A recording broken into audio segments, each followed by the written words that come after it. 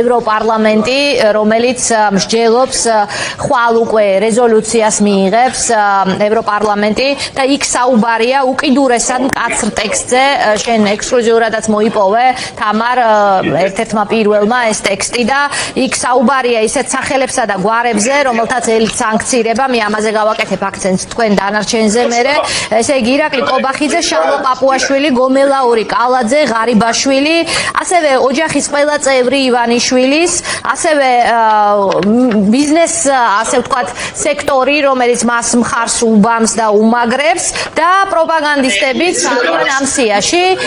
მეტი რომ გითხრა, რატომ არის ეს ტექსტი უპრეცედენტო შენი გათვლებით და რას უნდა ველოდოთ ხვალ?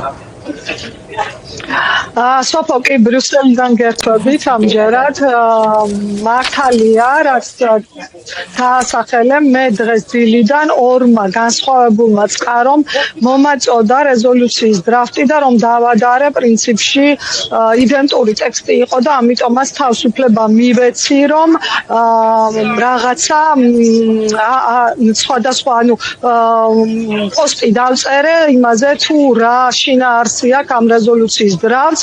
პრინციპში ჩემი ინფორმაციის ტექსტი არ შეიცვლება, თუმცა შენს კარგად იცი, ბრიუსელში მუშაობდი და იცი კარგად რომ ბოლო წუთამდეც კი თუნდაც კენჭისყრის დაწყებამდეც ევროდეპუტატებს ადგილიდან აქვთ უფლება ინიცირება გააკეთონ რაიმე შესწორების, რომელიც ცალკე დადგება კენჭისყრაზე.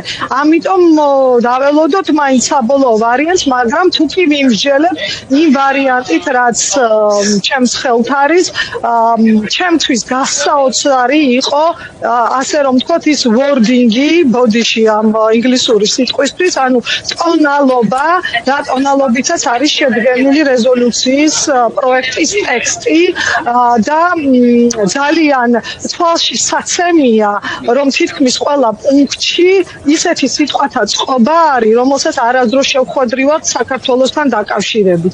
მაგალითად, თვით გამოცხადებული ხელისუფლება, არალეგიტიმური ხელისუფლება. წერია და ჩემთვის ძალიან მაჩვენებელი იყო ესეთი ფრაზა, რომ არალეგიტიმურმა ქართულმა ოცნებამ მოახდინა დაწყვევება საქართველოს სახელმწიფოსი.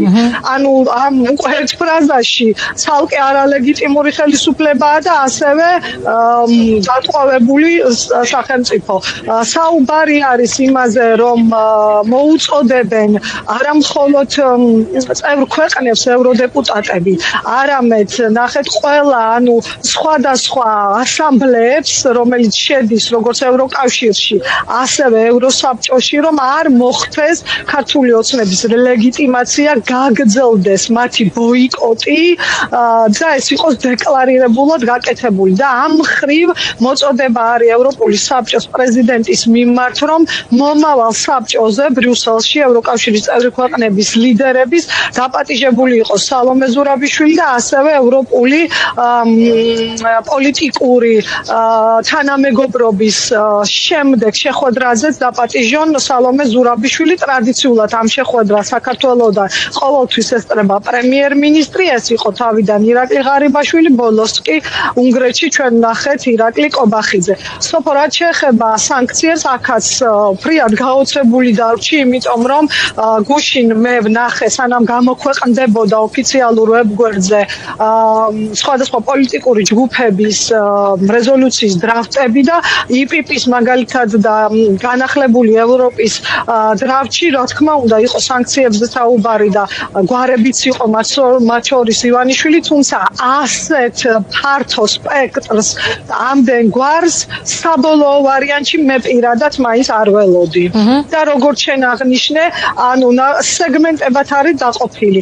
ერთ პუნქტში არის საუბარი მხოლოდ ბიძინა ივანიშვილზე, მის როლზე საქართველოსში მიმდინარე ახლა მოვლენებთან დაკავშირებით და იმაზე, რომ სწორედ ის არის პასუხისმგებელი, რაც ხდება ქვეყანაში და რომ ქვეყანამ გადაუხვია ევროატლანტიკური ინტეგრაციის გზას და სწორედ ამიტომ ითხოვენ ევროდეპუტატები პირველად მის დასანქცირებას. საინტერესო დეტალი არის ის, რომ ამავე პუნქტში არის მიმართვა საფრანგეთის ხელისუფლების მიმართ, რომ ბიძინა ივანიშვილს ჩამოერთვას ღირსების ორდენი და ასევე დაწესდეს სანქციები მის მიმართ და ალბათ ესეც სიახლეა აღნიშნული არის სანქცირებაში, ანუ უფრო მეტად არის ჩაშლილი და არის მითითებული, რომ უნდა იყოს დასანქცირებული მისი აქტივები, რაც კი ოჯახს გააჩნია ევროკავშირის ტერიტორიაზე.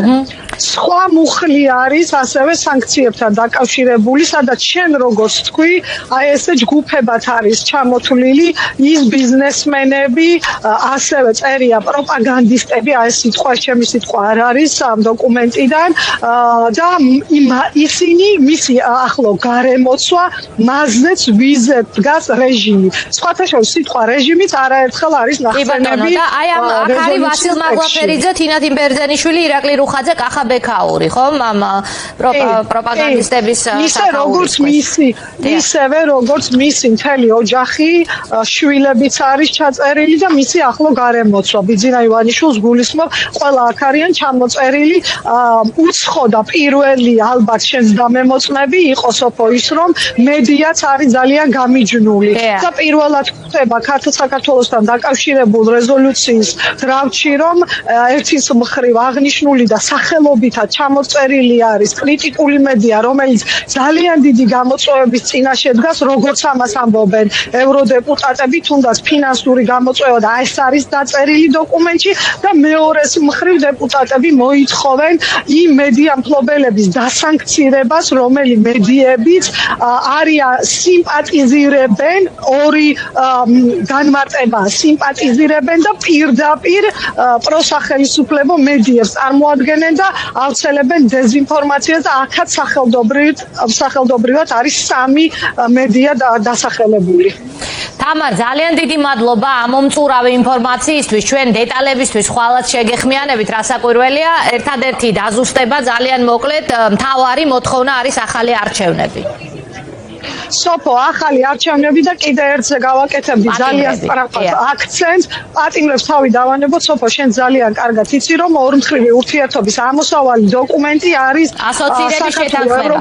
კი, და ერთ-ერთი მუხტში პირდაპირ არის მოთხოვნა, რომ კომისიამ გადახედოს ურთიერთობებს სწორედ იმ კუთხით, რომ დაირღვა ასოცირების ხელშეკრულების მეორე მუხლი და მიაწოდოს ინფორმაცია ამასთან დაკავშირებით საკანონმდებლო ორგანოს. კი ბატონო, და მზია მაღლობელი სახელობითად არის ნახსენები. კი.